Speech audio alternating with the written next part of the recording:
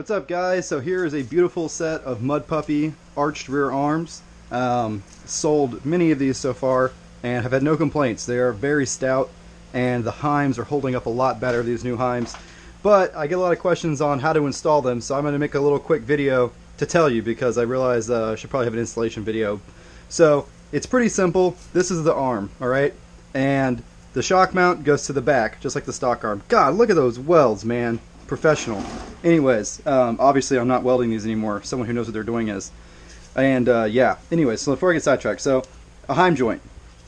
This is, let me find one that doesn't have anything in it. This is what the heim joint looks like on its own, okay? Right, nice nylon injected, you know, whatever, super chromoly heim joint from Barnes 4x4. I pay 75 bucks a piece, or 75 bucks a set for these heims and bungs. So don't play with the price of the arms because it's almost $100. Actually, it's more than that. It's like 78 bucks with shipping for 4 heims, bungs, nuts, and misalignment spacers. So that's the heim. You insert 2 misalignment spacers like that. These are the to let it go to a higher angle. Now, I really don't need the high angle, but what I do need is for it to fit a factory 10mm bolt, so you don't have to drill your frame. See how that fits over a 10mm? Very nice. So that's a 1/2 inch to 10mm adapter is really all that is. Okay, so then you screw it into the arm. All of them are right-hand thread. I'm not messing with left-hand thread anymore. If you have some old ones, the heims I was using came in sets where half were left-hand, half whatever. So you put it in 15 turns. Not going to go all the way. Oh, before that, excuse me, put the nut on there, the jam nut. Go 15 turns in and tighten it down. That'll get it close. That's a nominal adjustment. 15 turns in will get your alignment close.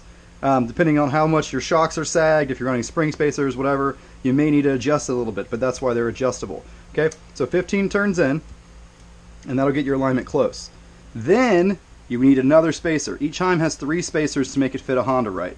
So those 2 go in there, and then you have one of these spacers. It's a 3/8 right there. Okay, that goes. So this would be the right arm, right? So back of the bike's here, front of the bike's here, right? This spacer goes behind the heim on both of them. So this would be here, goes behind it. So you have 3 spacers per heim, 2 misalignments, 1 regular spacer behind it.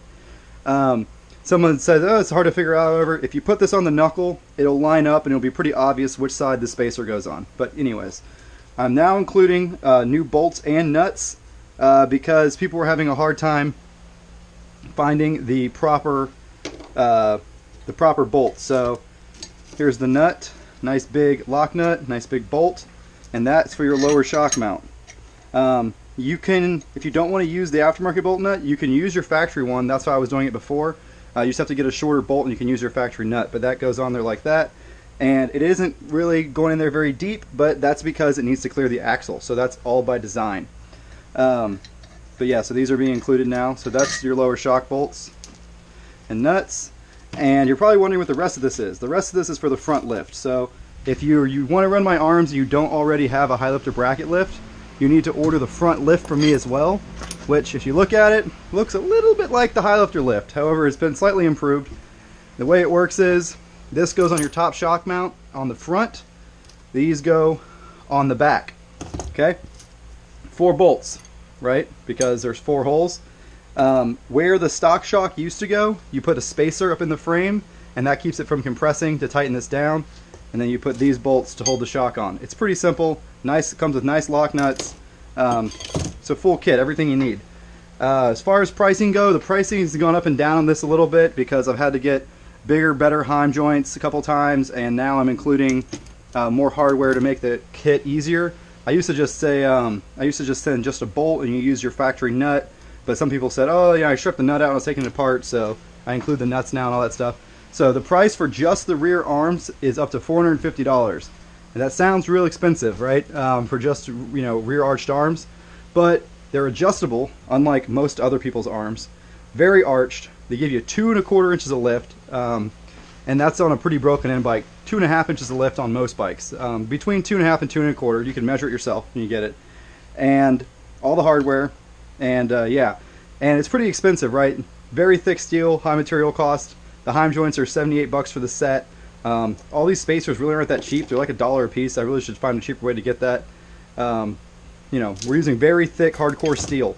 So, you know, you get what you pay for, and you're getting a lot, but it's kind of expensive. If you want the front arched arms, we're going to be making those too.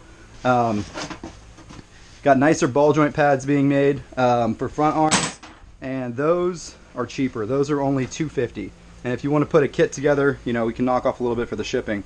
But mainly they're so expensive because it's a heavy thing to ship, and you know, all the hardware we got to include.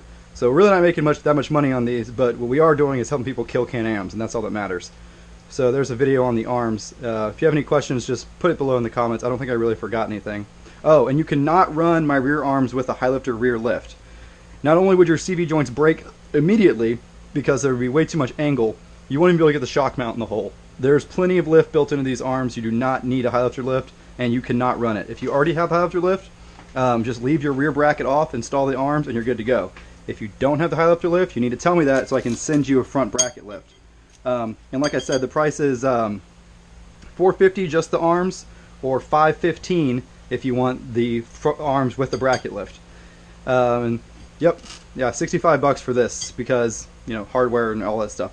Anyways, so there she is. There's the arms. I guess I'll give you a better look at them.